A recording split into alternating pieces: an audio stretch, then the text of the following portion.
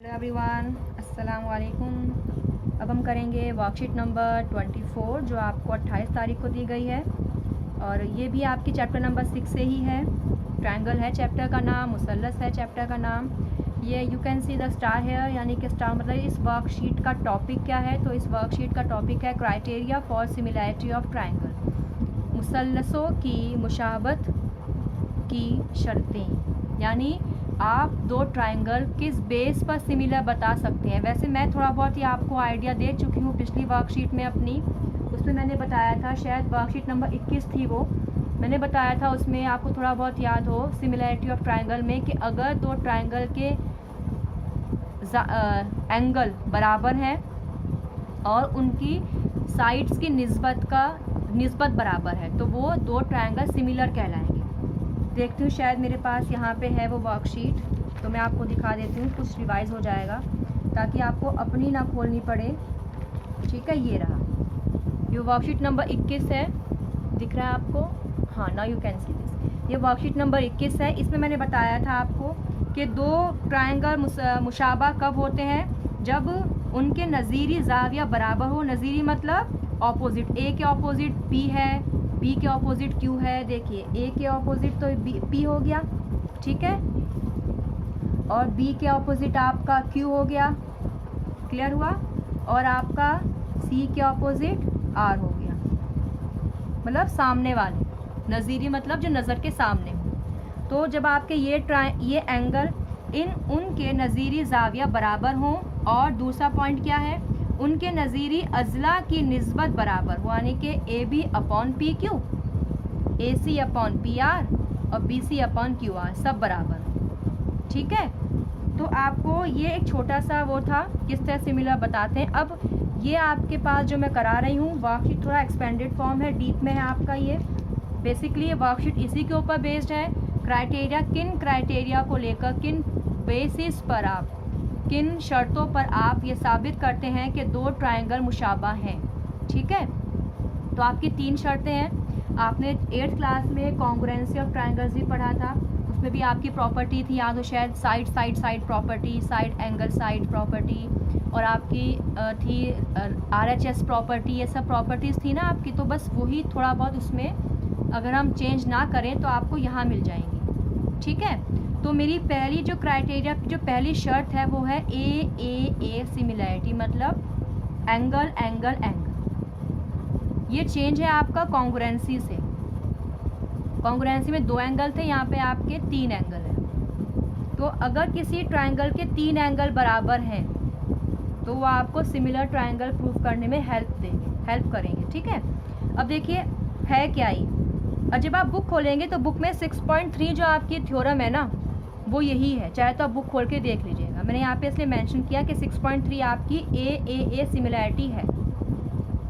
If in 2 triangles, अगर 2 triangle में corresponding angles यानी नज़ीरी ज़ाविया आर इक्वल बराबर हों, दैन देयर कॉरस्पॉन्डिंग साइड्स, मतलब जो उनकी नज़ीरी जो साइड है, जो उनकी सामने वाली साइड्स हैं, are in the same ratio, उनका रेशो सेम होगा, उनकी निस्बत सेम होगी, और इस तरीके से 2 ट्रायंगल आपके मुशाबा होंगे। देखिए अगर 2 मुसल्लसों में नज़ीरी ज़ाविया बराबर हों, देखो अब नज़ीरी ज़ाविया कौन से हैं, ए के नज़ीरी डी है, मैंने यहाँ रेड से दिखाया है, बी के नज़ीरी ई है, मैंने यहाँ इनको ब्लू से दिखाया है, और सी के नज़ीरी एफ है, बी और ई को मैंने ब्लैक से दिखाया है, और सी और एफ को मैंने यहाँ पे ऐसा शेड कर देती हूँ ताकि चल जाए पता कि ए डी के इक्वल है नज़ीरी ज़ाविया, एंगल बी एंगल ई के इक्वल है, और एंगल सी एंगल एफ के इक्वल, अगर ये दिया हुआ है। ठीक है, तो इस केस में अगर आपके 2 ट्रायंगल के तीनों एंगल बराबर हैं, ए डी के बराबर है, बी ई के बराबर है, सी एफ के बराबर है, अगर तीनों एंगल बराबर हैं तो आप कह सकते हैं कि उनकी जो साइड है उसकी निस्बत भी बराबर होगी और वो दोनों ट्रायंगल मुशाबा होंगे। निस्बत भी कैसे निकलती है, देखिए ए बी डी ई बराबर A C upon D F बराबर B C upon E F, यानी कि ये होगा। ठीक है, अब आते हैं दूसरे क्राइटेरिया पे, दूसरी शर्त पे। दूसरी शर्त है आपकी side side side, SSS criteria.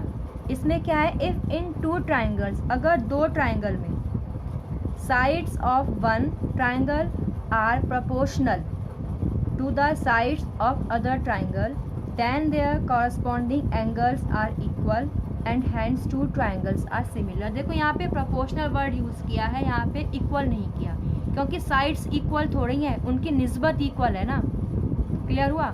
यहाँ पे ए बी डी ई के इक्वल नहीं है, A B upon D E आगे के इक्वल है, अगली वाली साइड की निस्बत की, तो इसलिए यहाँ पे इक्वल ना करके प्रोपोर्शनल वर्ड यूज़ करा है। रेशो कह सकते हैं आप, रेशो ही तो है ये। अगर दो मुसल्लसों में एक मुसल्लस के अज़ला दूसरे मुसल्लस के अज़ला के मुतनासिब हो, यानी प्रोपोर्शनल बोला है, जैसे A B upon D E किसके बराबर हो, A C upon D F की, और किसके बराबर हो, B C upon E F की, मतलब एक इसकी साइड एक इसकी साइड की निस्बत किसके बराबर हो, एक इसकी साइड एक इसकी साइड के निस्बत किसके बराबर हो, इसकी तीसरी साइड इसकी तीसरी साइड के निस्बत के। रेशो के मतलब अगर ये आपके पास हो तो उस केस में आप साइड साइड साइड क्राइटेरिया से कह सकते हैं कि इनके नज़ीरी ज़ाविया हैं वो भी बराबर होंगे और दो ट्राइंगल आपके मुशाबा होंगे, या आप कह सकते हैं। ठीक है, ये बना देती हूँ मैं आपको थोड़ा सा दिखाने के लिए, क्योंकि तो हमें गिवन है ना, तो ये ऐसे आपका शो हो गया कि ए सी डी एफ के अपॉन लेना है, साइड साइड साइड। अब आता है क्राइटेरिया 3 साइड एंगल साइड। मैंने बताया था दो साइड है और एक जो बीच का एंगल है, साइड एंगल साइड, साइड दो साइड है और जो उनके बीच का एंगल है वो लेना है आपको इस प्रॉपर्टी।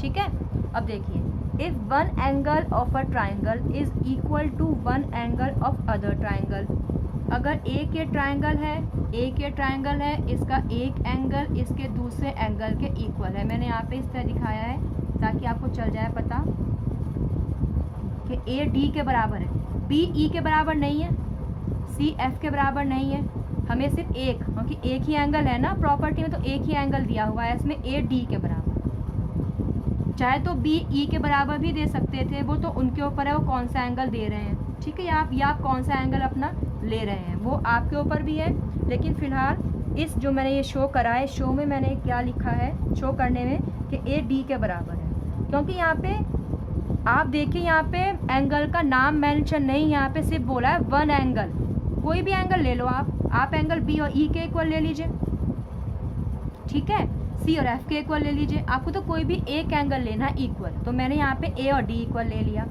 लेकिन इस बात का ख्याल रखना कि जब आप कोई भी एंगल इक्वल लो, जब आप कोई भी एंगल इक्वल लो तो उनके आसपास की साइड ही लीजिएगा निस्बत में, ये नहीं कि एंगल आपने ये लिया और साइड आप कोई और सी ले रहे हैं। ठीक है, तो मैंने यहाँ पे ए और डी बराबर लिया। फिर क्या बोला इसने, if one angle of a triangle is equal to one angle of the other triangle, और क्या होता है, sides including these angles. Including word मतलब वही बात है कि इंक्लूड मतलब इन साइड के बीच में इंक्लूड हो रहा है एंगल, इन साइड के, देखो साइड एंगल साइड, ठीक है। प्रोपोर्शनल हो तब आपका वो ट्रायंगल मुशाबा या सिमिलर होता है। अब देखते हैं उर्दू में क्या लिखा है, अगर किसी मुसल्लस का एक जाविया ठीक है दूसरे मुसल्लस के एक जाविया के बराबर हो, और उन जावियों के हामिल अज़ला मुतनासिब हों तो दोनों मुसल्लस मुशाबा होंगे। देखो हामिल मतलब इंक्लूडिंग, ये एंगल है, इस एंगल में एक ये साइड है, एक ये साइड है, इन दो साइड के बीच में ही तो ये एंगल आ रहा है ना, तो मैं अब ए बी और ए सी लूँगी इस ट्रायंगल से, और इस ट्रायंगल से कौन सी साइड लूँगी, डी ई और डी एफ। तो देखो वही लिया मैंने यहाँ पे, एंगल ए एंगल डी मुझे दिया हुआ है। अब जब दो एंगल इक्वल है, ये भी दिया हुआ है क्या कि A B upon D E, A B upon D E किसके बराबर है, A C upon D F. इस केस में क्या होगा, इस केस में भी आपका ट्रायंगल मुशाबा होगा किस क्राइटेरिया से, साइड एंगल साइड के क्राइटेरिया से। ठीक है, ये आपके 3 क्राइटेरिया कराए हैं मैंने इस वीडियो में। अब जो नेक्स्ट वीडियो होगी उसमें मैं उसके क्वेश्चन बेस्ड कराऊंगी। वर्कशीट आपकी सेम ही चलेगी, we are doing worksheet number 24, but इस वीडियो में मैंने आपको 3 क्राइटेरिया कराए हैं। ठीक है।